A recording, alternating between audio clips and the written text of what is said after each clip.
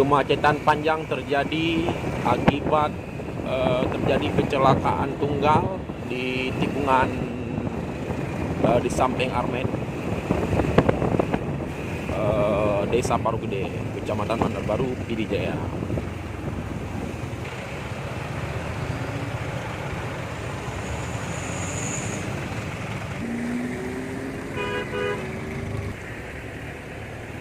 Itu yang ban itu. Ya.